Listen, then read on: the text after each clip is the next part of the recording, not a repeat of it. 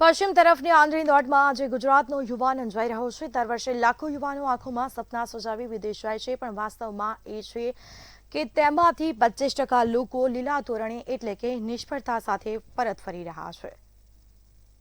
વિદેશમાં ભણતર અને નોકરીનું સ્વપ્ન હવે ગુજરાતના અનેક પરિવારો માટે ચિંતાનો વિષય બનતો જઈ રહ્યો છે। એક સમય હતો જ્યારે અમેરિકા, કેનેડા કે યુરોપ જવું એટલે સફળતાની ગેરંટી માનવામાં આવતી હતી, પરંતુ હાલની પરિસ્થિતિએ આ માન્યતાને પડકાર આપી દીધો છે।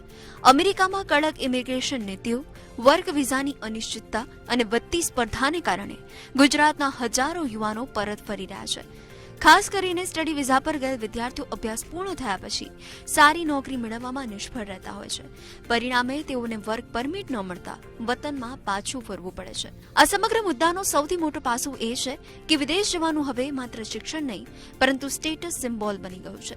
ઘણા પરિવારો યોગ્ય માહિતી વગર લાખો રૂપિયાની લોન લઈને સંતાનોને વિદેશ મોકલે છે। એજન્ટો દ્વારા વિદેશનું ચમકદાર ચિત્ર ઊભું કરવામાં આવે છે, પરંતુ હકીકતમાં ત્યાં રહેવા, ફી ભરવા અને નોકરી મેળવવા માટે ભારે સંઘર્ષ કરવો પડે છે। ઘણા વિદ્યાર્થીઓ પાર્ટ ટાઈમ નોકરી અને અભ્યાસની વચ્ચે દબાઈ જાય છે।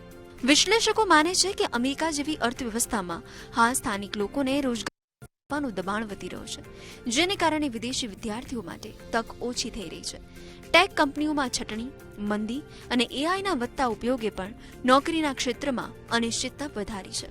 તો બીજી તરફ આ સ્થિતિ ભારત માટે એક તક પણ બની શકે છે। આજે ગુજરાત અને ભારતના મોટા શહેરોમાં સ્ટાર્ટઅપ, આઈટી, મેન્યુફેક્ચરિંગ અને ડિજિટલ ક્ષેત્રમાં નવી તકો ઊભી થઈ રહી છે। જો સરકાર અને ખાનગી ક્ષેત્ર યોગ્ય માર્ગદર્શન અને રોજગારીનું માળખું મજબૂત બનાવે તો બ્રેઇન ડ્રેઇનને બ્રેઇન ગેઇનમાં ફેરવી શકાય। આખરે પ્રશ્ન એ નથી કે વિદેશ જવું ખોટું છે કે નહીં, પ્રશ્ન એ છે કે યુવાનો યોગ્ય માહિતી અને વાસ્તવિકતા સમજીને નિર્ણય લે છે કે નહીં। સપનાઓ જોવામાં વાંધો નથી, પરંતુ સપનાઓ અને હકીકત વચ્ચેનું આ અંતર સમજવું હવે અત્યંત જરૂરી બની ગયું છે।